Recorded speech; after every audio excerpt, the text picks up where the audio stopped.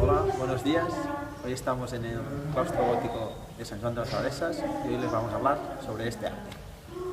En el paso del siglo XII al XIII hay un cambio económico y social cambiando también en lo cultural y artístico. Hay un cambio agrícola aumentando la producción y reactivando el comercio. Renacen las ciudades, las urbos y el desarrollo y la prosperidad. Se crea así la nueva burguesía urbana con un arte urbano y más refinado, de más sensibilidad y realista, lo contrario que el arte románico. El gótico es así el segundo gran arte de la Edad Medieval, con un igual carácter internacional. La catedral es la iglesia de la ciudad, una arquitectura civil y a la vez religiosa. Es el edificio más representativo, caracterizado por la monumentalidad y el simbolismo de la luz, relacionando la luz con Dios. Por eso se busca un gran espacio en el interior de estas construcciones.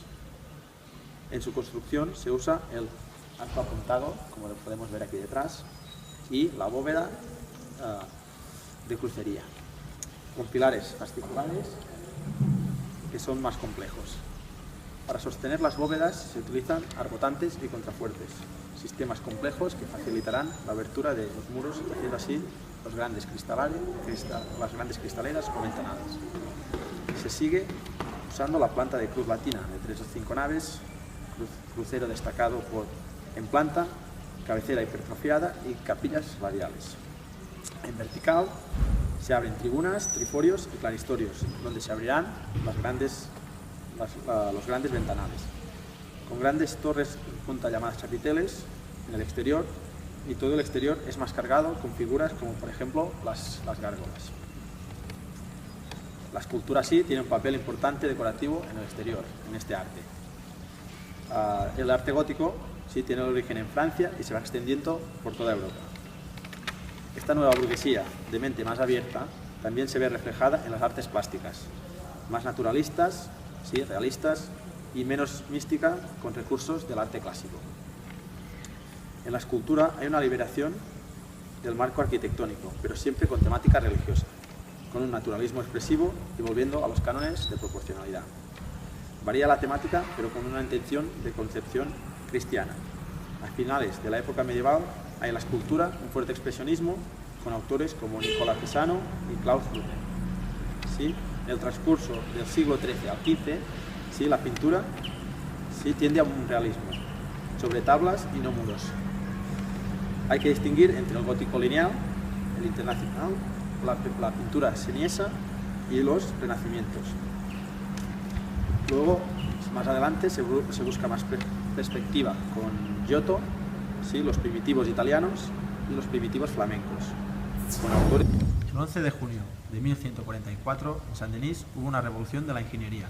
El abad Sarger, visionario y promotor de Saint-Denis, definía como moderna su arquitectura y los críticos lo llamaban godos, como los bárbaros, y por eso se le quedó el adjetivo de gótico. Sarger relacionaba estos edificios como la casa de Dios en la tierra, parecida a la de Salomón. La luz era un símbolo de Dios, y así atraer a la gente, siendo la luz como material de construcción. Experimentando, se vio que con el arco de punta la gravedad se redirige yendo más hacia abajo que hacia los lados, cosa que permite a la creación de muros aún más altos como los de las catedrales. Pero hay un inconveniente. Ahora la tensión separa las paredes en la parte más alta. En 1220 se construyó la Catedral de Amiens para 20.000 personas. La de Saint-Denis inspiró en construir muchas más en Francia, pasándose así al gótico. Tiene planta de cruz, altos muros apuntados de 12 pisos de alto, creando así puntos de tensión y grietas. Con una máquina de escáner se analiza la estructura y así poder ver y encontrar imperfecciones y problemas estructurales. Se encuentra que hay diferencia de distancia entre pilares, siendo menor en medio debido a la presión de los de al lado y siendo mayor arriba, pudiendo provocar un derrumbe. Las piedras se separan del arco causando grietas. Los causantes son las tensiones lineales que hacen que se construyan los arbotantes para contrarrestar las fuerzas laterales.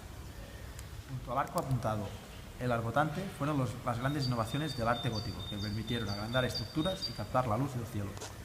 Construyen la base de toda la catedral siendo un castillo de naipes.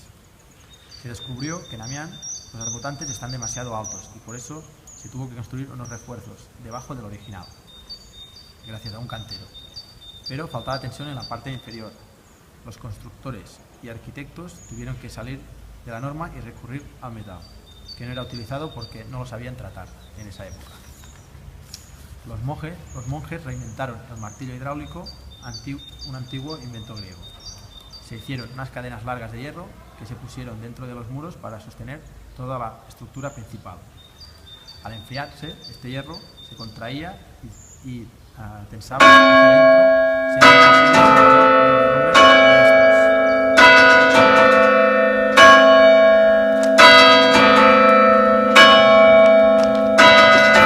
Las paredes son de cristal. ¿Cómo lo hicieron? ¿Cómo sostuvieron inmensos techos de piedra? El techo es una bóveda de crucería, 2 arcos cruzados apuntados y 12 pilares que sostienen el techo. Este traslada el peso del techo a los pilares para que las paredes no sostengan la carga, redirigiendo las fuerzas hacia abajo, hacia el suelo. Esta es la tercera innovación del gótico, creando así un esqueleto del edificio como unos nervios de los pies al suelo. Así pudieron poner las grandes vidrieras de colores con dibujos de fragmentos de la Biblia, sirviendo así a la gente que no sabía leer a apreciar con luz e imágenes el texto sagrado. Cuando alguien entraba allí quedaba sorprendido de la magnitud, colores y atmósfera que se creaba. Era el cielo en la tierra. Se buscaba acercar a la gente a Dios. A unos kilómetros, a la catedral de Beauvais, la mayor catedral del gótico, buscó ser la más grande y más hermosa. Por eso, esto tuvo un alto coste. En 1573, en una misa empezaron a caer piedras, pero no pasó nada grave. Pero en 1284, la bóveda de crucería se vino abajo, creando un accidente mayor. Se cree que había algún motivo escondido al buscar tanta altura en los edificios. En Notre Dame de París, los 2 pisos miden 30 pies y sumados 60, teniendo esto un paralelismo en la casa de Salomón en Jerusalén. A unos kilómetros, la joya de la corona, la catedral de Chartres, sus vidrieras son muy famosas. En el exterior hay unas esculturas de la Biblia y también hay la de grandes científicos griegos y romanos, antecesores de la época: Pitágoras, el matemático, Euclides, Aristóteles, admirados por los sacerdotes de Chartres. Los sacerdotes estudiaban las ideas clásicas, griegas y romanas, y creyeron que las matemáticas y los números servían para encontrar las dimensiones y proporciones ideales con los que Dios creó el universo. Las intentaron extraer de la Biblia aplicándolas en las catedrales. Luego, investigando, se vio que en Amiens hay el cuadrado central, 50 pies romanos, como los 50 codos del Arca de Noé, y la altura es de 144 codos, como el cielo en la Biblia, en el libro de las Revelaciones. En Beauvais también 144 codos, y su objetivo era el número celestial. Es igual que el cielo en la Biblia. Así, expertos confirman que los constructores medievales de las catedrales utilizaron las medidas de la Biblia para proyectar los planos de sus catedrales. Y la planta representa el máximo símbolo de la Biblia, el crucifijo. Así que la fe y el uso de la ingeniería hizo que estos arquitectos dieran un paso más hacia la creación de estructuras más altas y espectaculares.